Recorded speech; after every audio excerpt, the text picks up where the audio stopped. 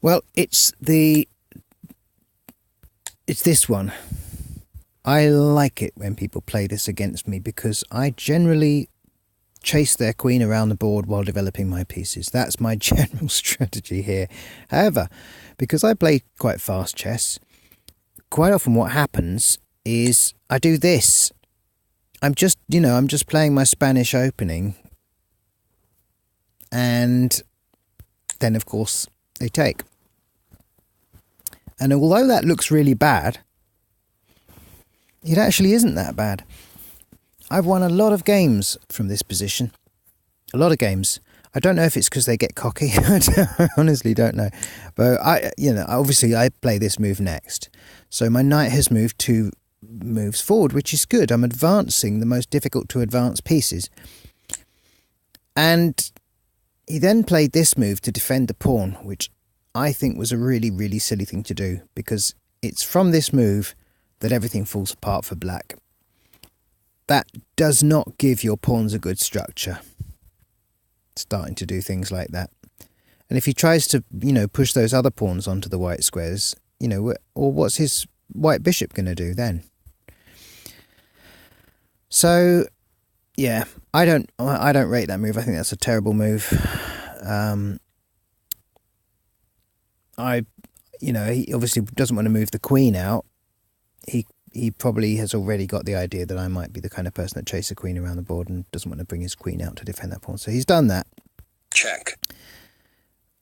And I decide to just let's just develop some pieces, starting with the queen.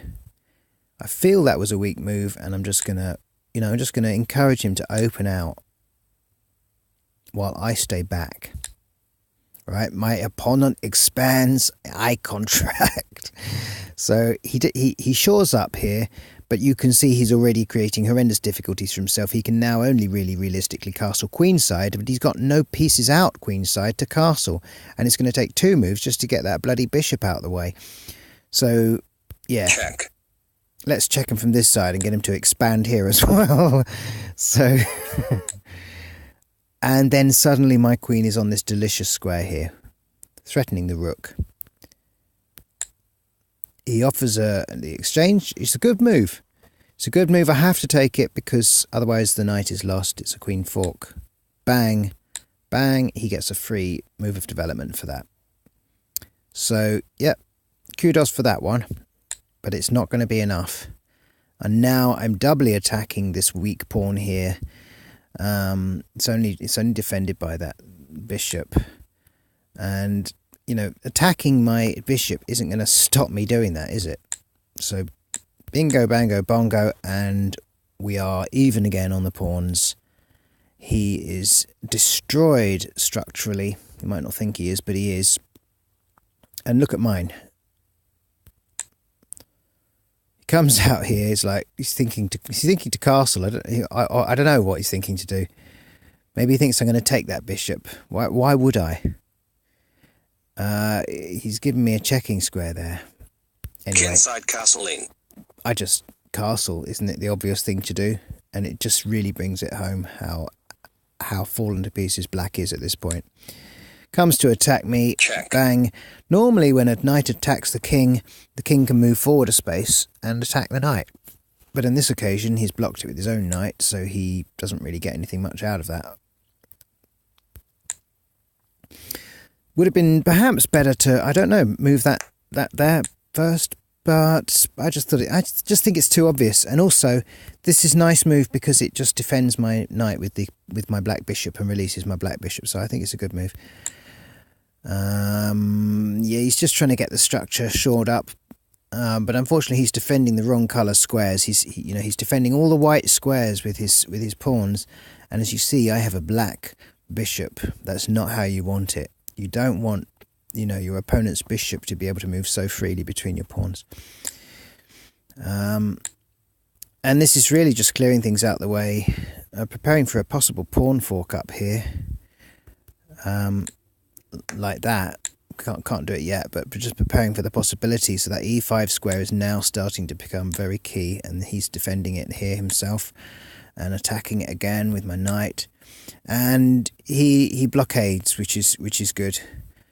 Although, I don't know, I think blockading with the knight might have been better, because then it combines as an attack, kind of forces me to exchange. But anyway, out comes my other knight. I don't think that was actually that good a move. I can't remember what I was thinking of doing, whether I was planning to come next to the king, and I don't know, you can't really do much from there, apart from just block the bishop, so I don't know what I was thinking of doing there. I can see it now. It's because I wanted to kind of fianchetto, but with the knight in the way, I can't then do.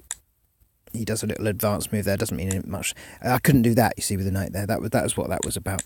So he does advances that little pawn, last ditch attempt to attack me kingside, and I move that out there. He continues his attack, and that was what that was all for, moving the knight out of the way so I could do that without my rook being under attack from his black bishop. And then a sort of vague attack on the queen's side, I suppose, wanting to get his black bishop onto a safe square or something, and he accepts the exchange. I think that was a bad move, but anyway, that's what he does. And I'm looking at ways of perhaps doubling my rooks now. Just push this pawn forward. It's a passed pawn already, so let's push it. Pawns should be pushed, and I just kind of let that go because I liked the idea that I was opening up this doubling possibility. And then I decided that actually I liked this d-file. The threat of checking him on that d6 square was just too good to miss. Check.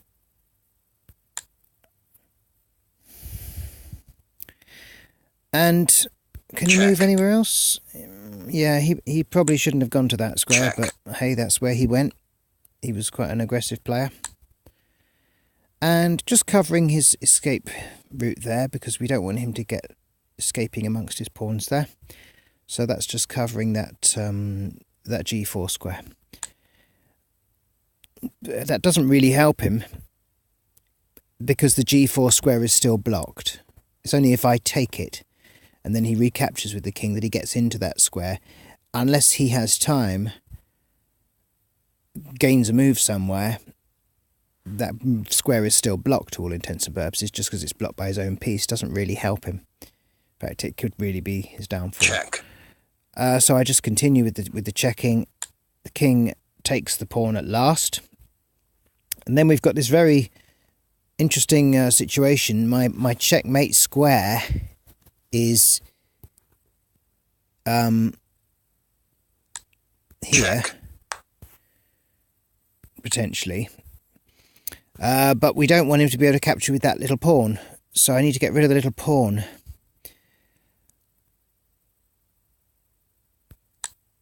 So I get rid of it, and he attacks my pawn, Checkmate. and it's all over. It's a nice tentative kind of mate, because just go back a few moves. See here, I mean, I could have, done this sort of revealed check kind of thing here, but look, that immediately allows him to capture that. Check. And likewise, if I try to double my rooks, he can then capture that. So it was like, I loved the precariousness of it. Checkmate. So there it is, checkmate with a knight. That's how it happened.